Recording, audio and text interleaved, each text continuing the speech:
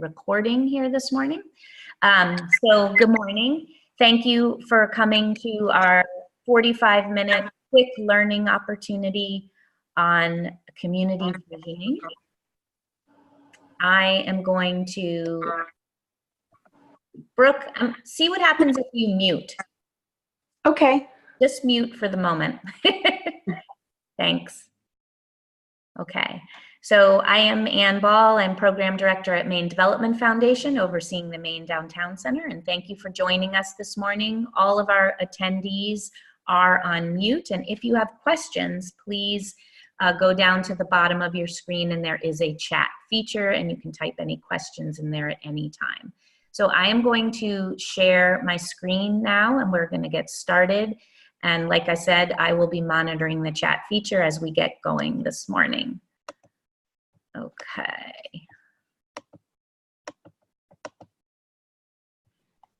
Kathy, can you see the opening slide? I can. Great. So I'm going to assume everybody else can. Brooke, if you want to come off mute and join the webinar, we will deal with the sound. Great. So I am here this morning and we've gone over some of the Zoom technology things. I'd like to quickly thank our sponsors. None of our work is possible at the Maine Downtown Center without this amazing group of sponsors. So thank you to our sponsors. And I also want to let you know that we have another quick learning opportunity coming up in October. I think it's October 10th, and it's called Data That Drives Decisions. And we will be speaking with two representatives from the heart of Biddeford, one of our national Main Street communities. And we will be looking at data that is collected from businesses, from visitors. How do you collect it? What do you ask? And what kind of information will you glean from it? So we hope you will join us for our October quick learning opportunity. It will be at noon, so it'll be a lunchtime quick learning opportunity. Today's webinar is being recorded, as I said, and I'd like to introduce our two speakers who have been kind enough to start their day with us and before they head to their own jobs. So we have Kathy Gerard, who is the president of our affiliate program, the Gorham Village Alliance, a newly crowned nonprofit organization. And we have Brooke Minner, the director of our affiliate program, Bucksport Main Street, who actually is a professional director in one of our affiliates part-time, which is exciting. So today we are talking about community visioning. So we're going to start off this morning asking Brooke and Kathy to describe their downtowns for us. Physically, what are they like? How long have you been in the affiliate program? Tell us a little bit about the population, the geography, and why you decided to do community visioning. So I'm going to start with Kathy. And Brooke, I'm going to ask you to go on mute while Kathy talks. Sounds good. Thanks. Great. So, Thanks, Ann. Thank you, Ann, and good morning to everybody. My name is Kathy Gerard. As Ann said, I am the president of the Gorham Village Alliance. The Gorham Village Alliance was formed about 3 years ago to pull together the community to make a concerted effort to improve our downtown area, something that had not been done in a formal way before in Gorham. If any of you are familiar with Gorham, this is our intersection of the downtown. What is missing is all the traffic, which is one of our ongoing issues. This picture was taken on an early Sunday morning, so it's really not indicative of what our downtown typically looks like. Gorham is a suburb, I guess you could say, of Portland, or about located about maybe 25-minute drive west of Portland. The town was formed in 1764. Many of the founding families that came and settled this are still in the community, which is probably true for a lot of Maine communities. It was initially an agricultural community, and that is reflected in the size. We are 51 square miles, so it's a huge community with an official downtown, as you see here. This is the intersection of 25, Routes 25 that runs west from Portland out to the New Hampshire border.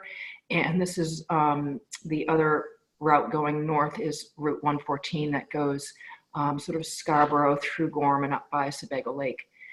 Gorham has a large population. It's a growing town.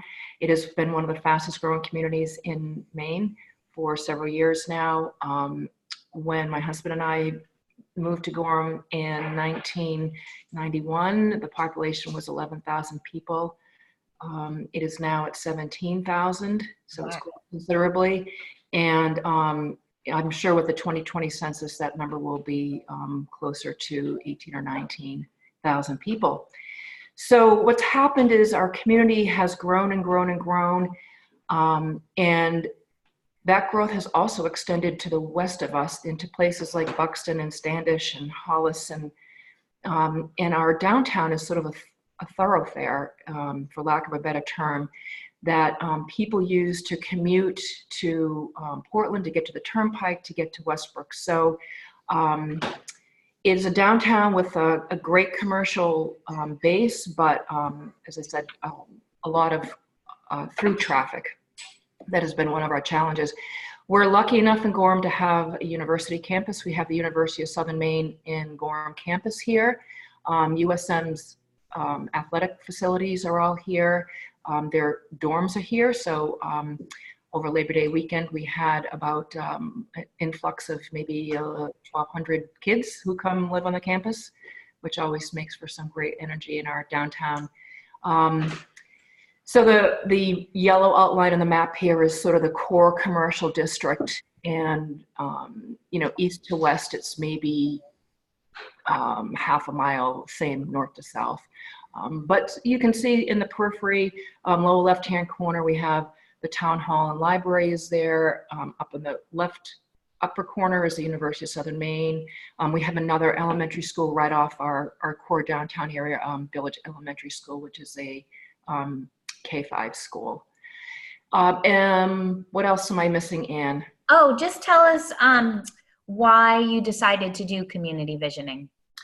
So GVA was formed, as I said, we decided to become an affiliate program with the Maine Downtown Center. We liked the model, Main Street model, and sort of felt that structure would help us in evaluating our downtown and what our needs were and how to meet those needs. And it's wonderful to have 10 or 11 highly skilled and connected people in the community sit around and talk about what we think needs to be done to our downtown.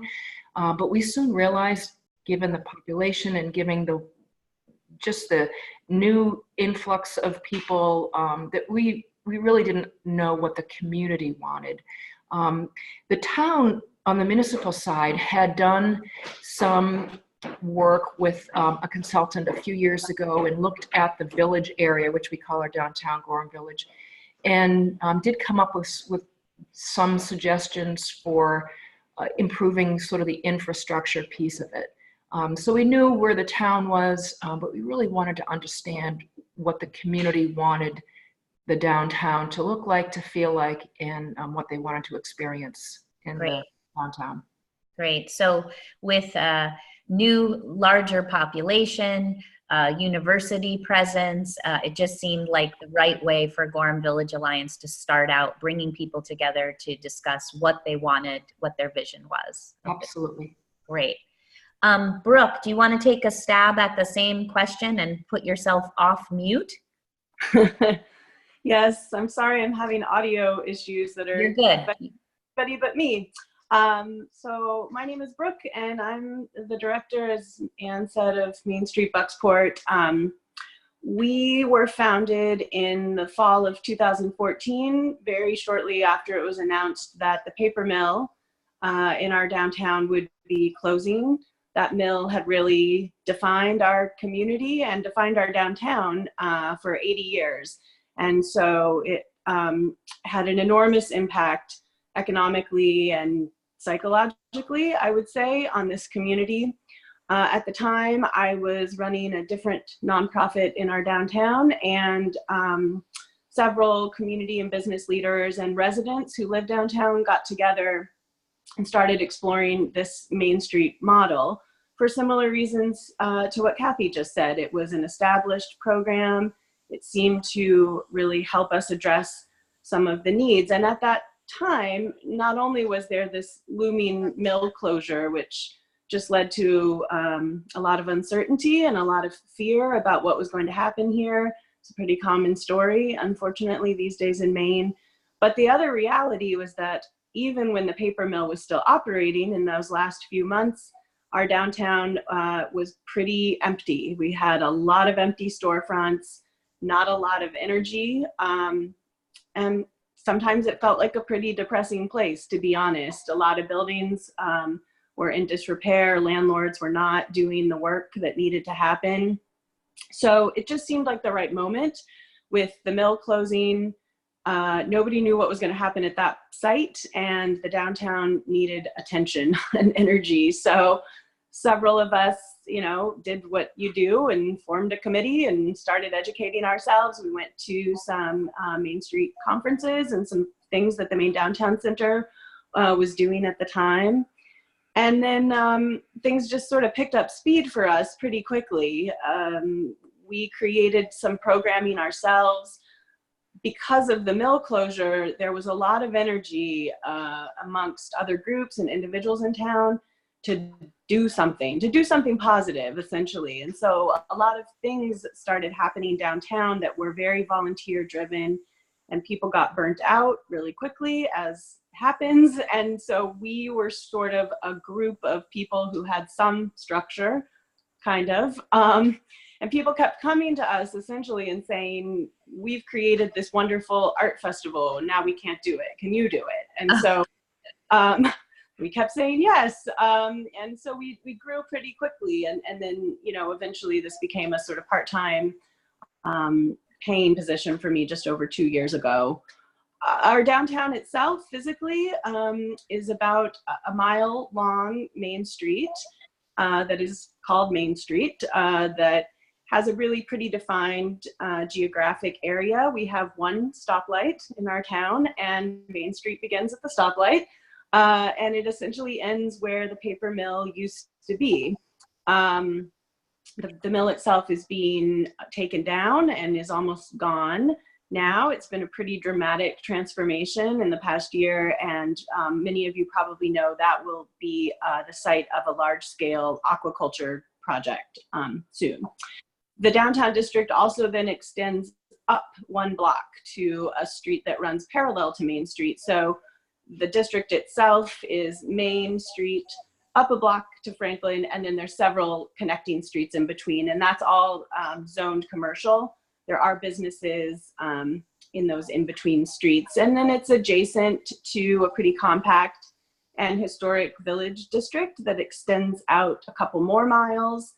Lots of old houses. Before Bucksport was a paper-making town, it was a shipbuilding town, so we have those big captain's houses, which are beautiful.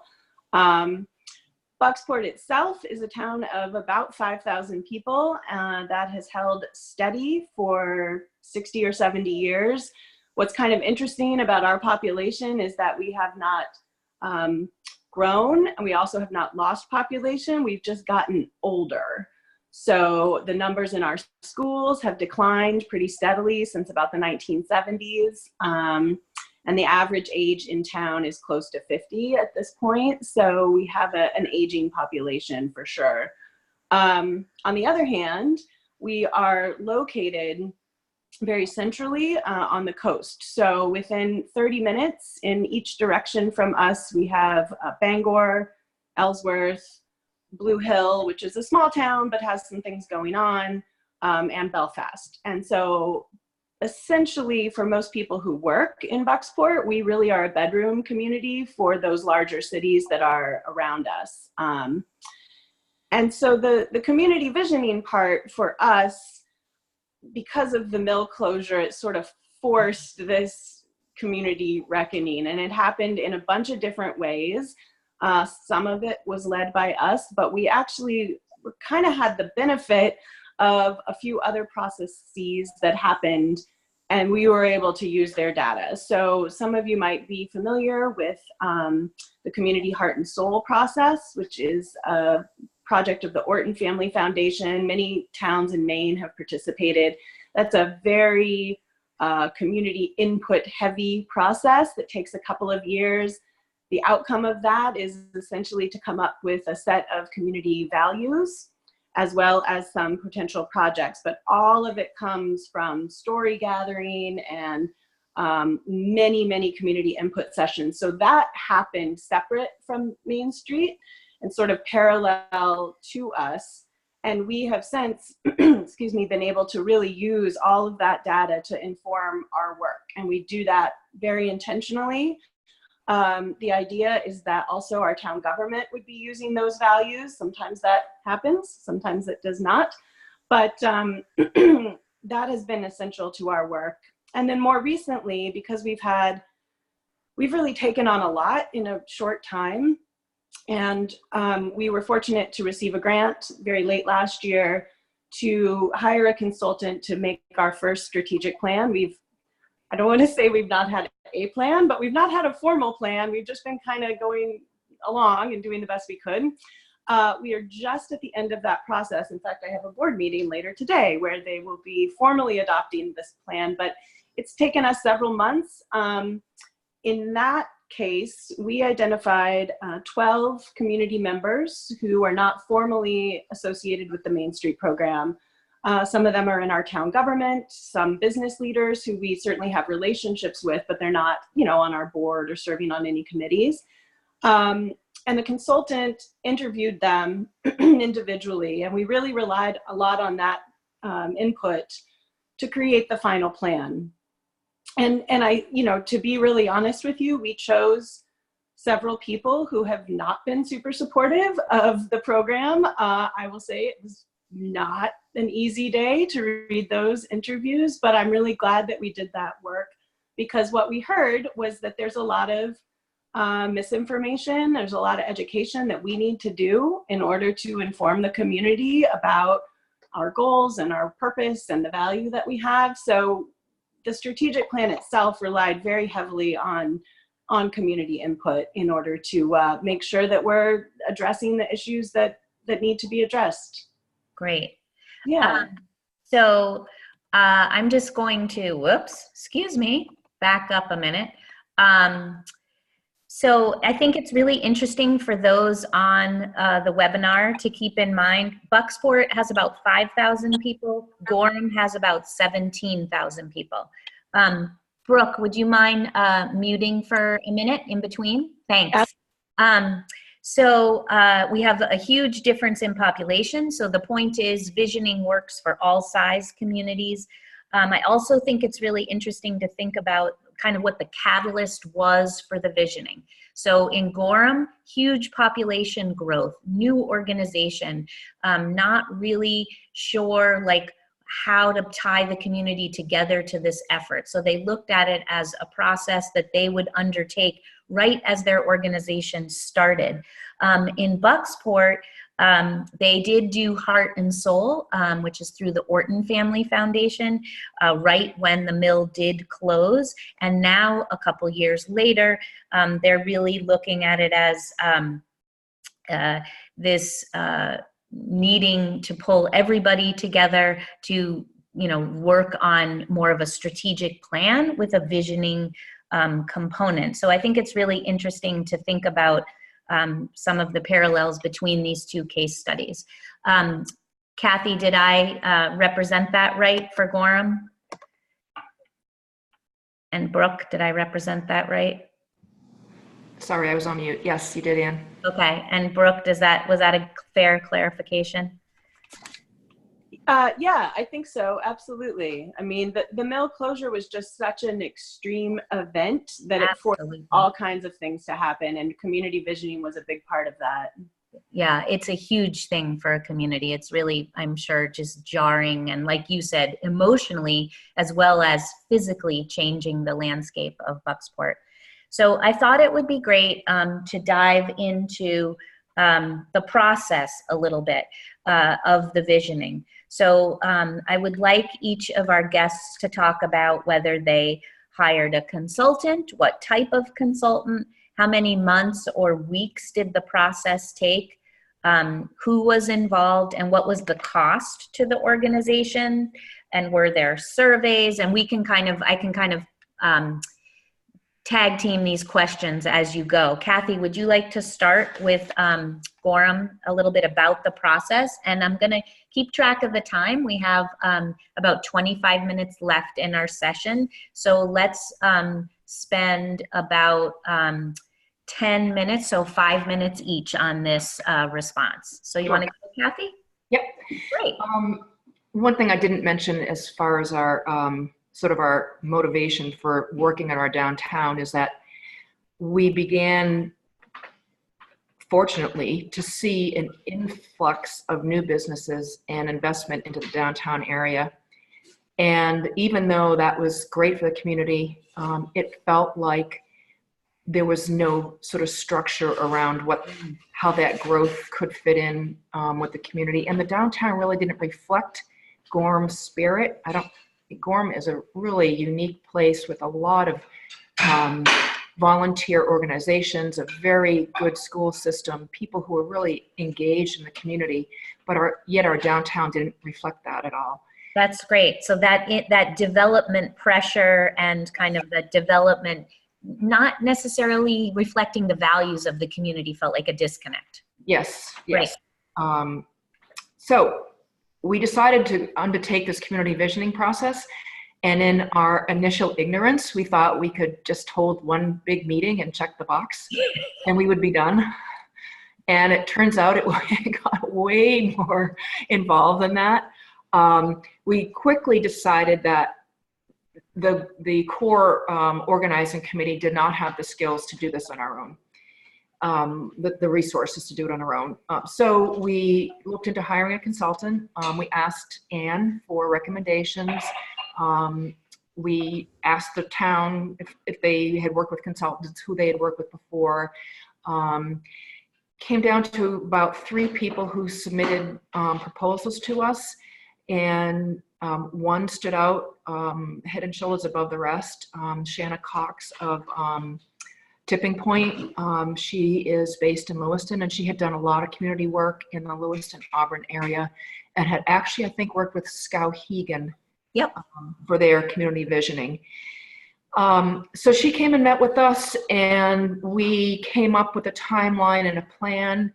To cut to the chase, she first started working with us in July of 2017, and no, I'm going to back up here. Sorry, July of 2018. And the photo you see here is our community visioning meeting, which was sort of the last piece of what we did, and that was held in March of 2019. So that was a long process. We started with, she worked with us to map our stakeholders, to understand our community. That took a while. Then she helped us engage the community. That was several pieces. Initially, we were going to hold some community, small, sort of attend events and maybe man a table at the farmer's market and try to get input from people. And we did that in a very limited capacity just because we didn't have the time or the people to do it. We got a little bit of information from that community engagement piece. But what really helped us get going was a survey we did. We put a survey together. It was a survey monkey survey, so it was all digital, and we promoted it pretty well. And we got nearly 950 people to respond to the survey, and that was an overwhelmingly positive response. We were shocked that we we were able to get that amount of Yeah, of that was a response. big, statistically, that was a really high response rate, right, Kathy? It is. It is. It just speaks to how engaged people in Gorham are, and people were really excited about this happening. So, so the survey really was helpful. And then, you know, she sort of steered us in a direction, well, you can take the survey results and bring the results to the community and have them tell you what your vision and goals should be, or the organizing committee can look at all the input you have and come up with the vision and the goals yourself, and then bring that to the community, and then sort of help them fill in the pieces. So that's what we did. We had a 4-hour session. The organizing committee went with Shanna on a Saturday in January of this year for 4 hours. We looked at all the information. We had all the data, all the responses, came up with a vision statement, came up with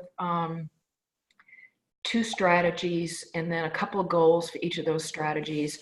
And we brought those to the community and said, here's what we've heard from you.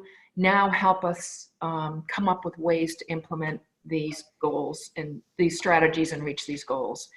And that's the picture you see here. In March, we had about 95 people attend a community meeting. Again, a terrific turnout. Wow. Businesses from the downtown. We had residents from the downtown.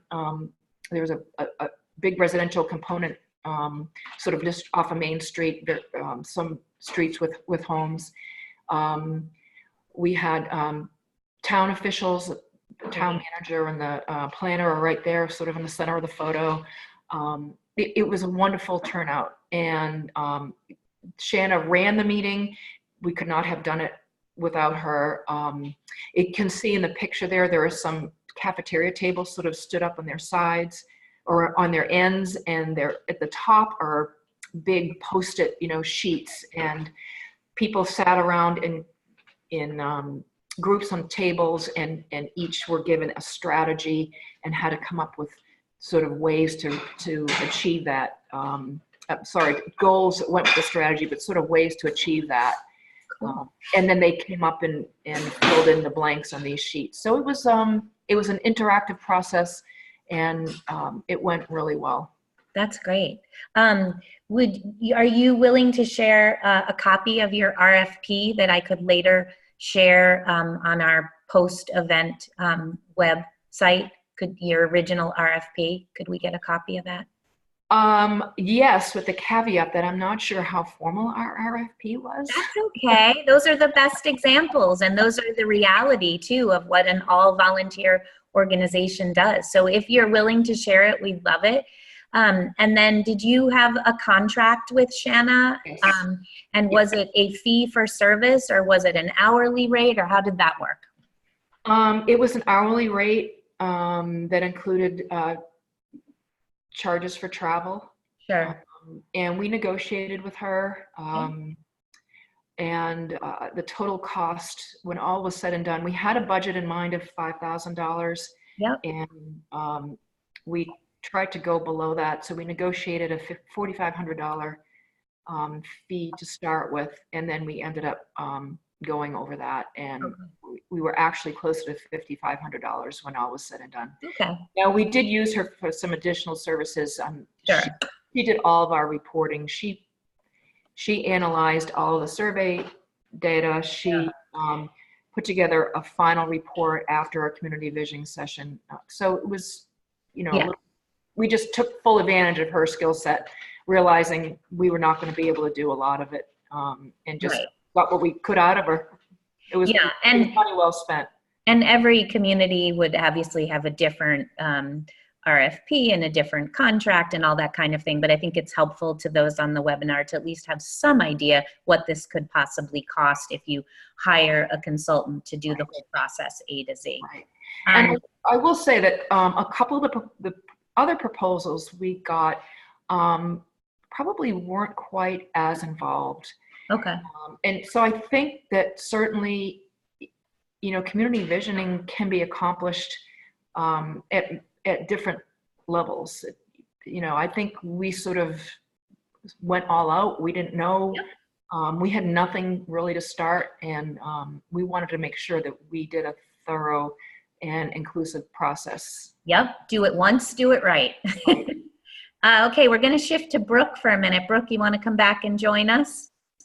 Yeah. And talk a little bit about the process for Bucksport. Where's that picture? Yeah, so as I mentioned, we got a grant last year from Maine Community Foundation that was really a capacity building grant. So it included many things, but one of them was the hiring of a consultant that would result in the strategic plan. I started that process early this year by reaching out to several other local nonprofit leaders that I know to ask if they had done some planning recently and who they had used and who they might recommend. After that, I took 3 names that came highly recommended from people who I know and respect, and I contacted those people directly. Again, I would also say it was not a formal RFP. It was more like an email to say, this is what we want to do. Are you interested? And if so, let's talk. In each case, I had an initial phone call with the consultants, and then they sent me a more formal proposal. We had about $4,000 to spend. So that was our goal, was to keep it at that price or below, but I didn't, tell people that up front, just to kind of see. And most of the proposals came in either side of that, in that general area. Great. We had a subcommittee of our board who was going to be really focused on this planning work with us. I shared those proposals with the committee and shared my own impressions of the 3 people, women. They were all women, and we just made the decision in that way. We hired a woman who is based out of Belfast. Her name is Deb Burwell. She's quite well known in this part of Maine for doing planning work with nonprofits, and I just connected really well with her, so I felt like we would work well together. We had not an hourly fee. We had just a sort of overall project fee, and she gave a list of what that work would look like, what the deliverables would be, what she would expect us to do. And in the end, we paid $3,500. I will say, I think she gave us a deal. She was very interested. She lives in Belfast, so she was quite familiar with the Main Street program because of Our Town Belfast. And I don't know, I think she kind of got hooked on what we were doing in Bucksport. So I wouldn't want to put that rate out there. I feel like we got a good deal. But the way that the process worked, once we had agreed, and that was probably in January that we initially hired her, is I first had a pretty long meeting with her. And, I'm one of the founders of the organization. I've been really closely aligned with the work. And so I basically met with her and just gave her the background of how we came to where we are.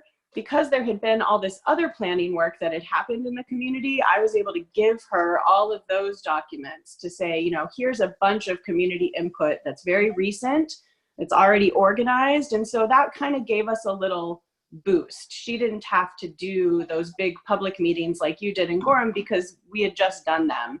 And in fact, it was kind of important to us, to be honest, that didn't happen. There is a sense of planning and visioning fatigue that is happening in Bucksport. The mill has been closed for 4.5 years, and there have been a lot of meetings, and we didn't want to add to that. So we started in that way. She reviewed all of those documents and then submitted a work plan to us about very specific meetings and such that would happen. 3 people from my board formed the sort of planning committee for this work. And that group met with Deb and myself in 2 4-hour sessions in the spring. Deb submitted to us a format of a strategic plan that she had used with other groups that she thought might work for us, and we agreed on that, so we kind of knew where we were going. After that, the entire board had to 4-hour planning sessions with Deb. That happened in the spring. It was really time intensive, I will say, and particularly for me, because in between all of those sessions, there was a lot of other things that I needed to do to fill in the gaps. When we had the entire board planning sessions, we also invited 2 other community members, one of whom we're hoping will join our board, and who was a longtime business owner in Bucksport. Many of you probably know him. Richard Rosen was our senator, was a finance director for a little while under Paul LePage, and is just a really smart guy in the community. We also invited the director of our YMCA, who is a young person who is from Bucksport, recently moved back, and we just thought had an interesting perspective on the changing community. So we added a couple people. And then, of course, as I mentioned, there were interviews with about a dozen other stakeholders. I will note that those interviews, the individual interviews, were shared with the small planning committee, but then were summarized and made anonymous when shared with the whole board. That was Deb's idea. I think it was a really good idea because she didn't want the discussion to get sort of stuck about personalities and individual people. We just wanted to take in the input and move forward, particularly since not all of it was wholly positive. So that's the way that we managed that. That's great. Very smart. And then, and then, our goal had been really to wrap this all up by the end of June, but here we are in September. Because essentially what happened was summer hit and everybody got really busy. And this is a part-time job for me. My other part-time job, I run another nonprofit that also gets very busy in the summer. Yeah. So we got a little slowed down, unfortunately, but I think in the end, we were really diligent about the work. I feel really good about the product that we have. I think the plan itself will be very useful for the organization for the next 3 years. And I do believe that it's highly reflective of the community input that we gathered and that other groups have gathered along the way. So the next steps really will be for us to start sharing this plan. I'll be presenting it to the town council. Right. We'll be going to all of those people that we did interviews with and meeting with them individually to share the outcome. And yeah, that's kind of the next step. Great. Thank you, Brooke. So a couple takeaways. I feel like both Kathy and Brooke did reflect on the time-intensive nature of this work. They both reflected on the fact that they had a board or a planning group of local leadership to actually work with the consultant in making some of the interim decisions and reflecting on the data gathered and things like that.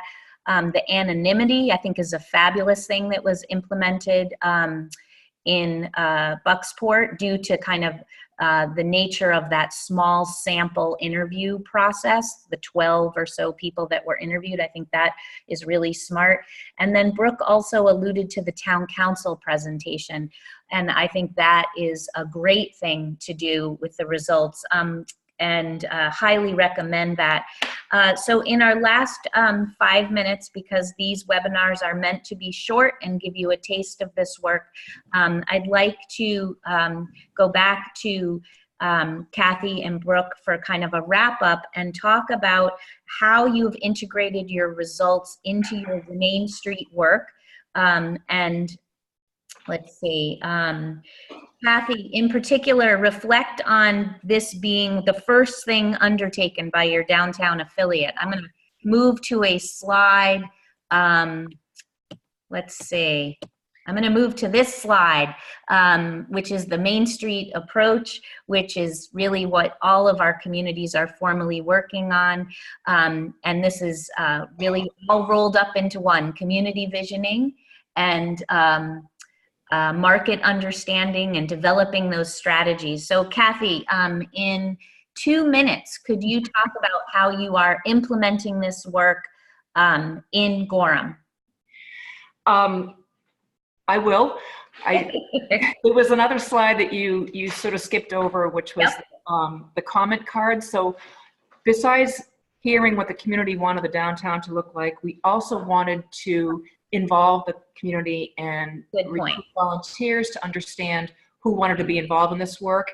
And we had about 40 people fill out these cards. Almost half of the people at our community meeting picked up a card and told us who they were. You see the top one there is a business, Gorham Yoga Company. The bottom one is a town councilor who is also involved with the Gorham Historical Society.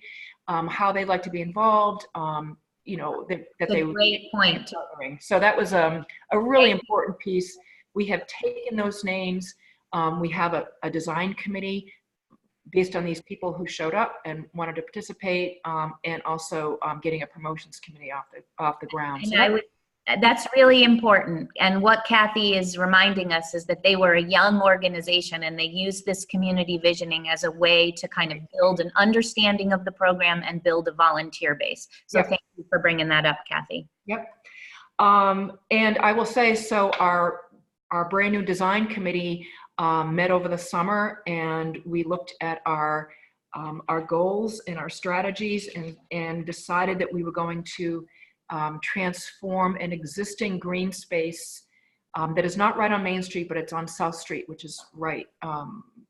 It's the other main street that runs through that intersection, that is unused and way underutilized and sort of invisible.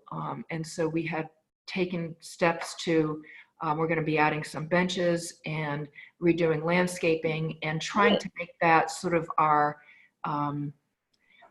future event space and just a gathering area to try to, you know, get people, when they pick up a sandwich at the local pizza place, they can go and sit on a picnic table and eat. Great. So that's what we accomplished this summer, and that for us felt huge. Absolutely. Incremental. Remember, that's one of the, you know, main principles of Main Street work is incremental. So those little things matter.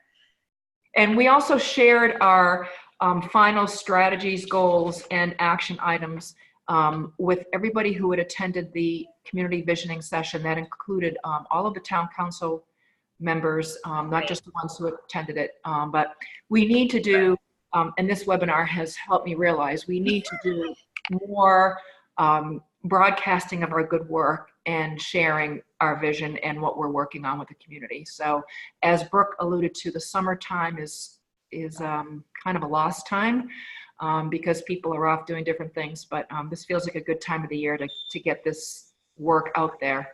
That's great. Thank you, Kathy. You're welcome. Brooke, would you wrap up and just talk a little bit about how you are using this work in about 1 minute's time? Sure. I mean, the community input and visioning is absolutely throughout the strategic plan. So it was really fundamental to what we came up with. Just as Kathy said, a lot of what we heard from the community was that people actually just did not know what we were doing and what the impact was. I can't tell you how many people said things like, Main Street should partner with the schools. And then we would, you know, knock our head on the table because we've done major projects with the schools for years. So a lot of what we heard was really that we are not communicating well enough. We're not being loud and clear enough about all the good work that we're doing. So it was really energizing in that way, because that's a pretty fixable problem. And it's reflected throughout our plan, ways that we will be doing that. That's particularly important for us because about a third, a little less than a third now of our budget is being funded by the town council. And there was definitely a lot of misinformation with some of the counselors. So we're going to be working on that in a big way. But, you know, definitely the incremental thing that you said, Anne, has been very important to us. I would just say the flip side of that, though, is that we have gained so much steam so quickly. The other thing we learned from all of this community input was, on one hand, people didn't know all we were doing. On the other hand, they were like, why haven't you fixed every problem we have in our downtown? And so, again, that's really an issue of communication and education, I think, and that's on us. And so now we have a plan to do that over the next few years. That's great. So in the spirit of keeping on time, I am going to sadly cut off this conversation. But please don't hesitate to reach out to our speakers or to me if you have additional questions. Later this week, we will send you a post-event email that will have a quick 3-question survey so we can continue to improve the programming we are providing to you. It will also have a link to the recording of the webinar if you want to share it with other members of your downtown groups, and there will be a link to a number of handouts and the slide deck. There were handouts that both Brooke and Kathy provided today that we did not go into in detail that may be helpful if you are investigating visioning. So thank you again for attending our webinar, and we will see you soon. Thanks, Anne. Thanks, guys, very much. Thanks so much. Have a good day. Bye. Bye.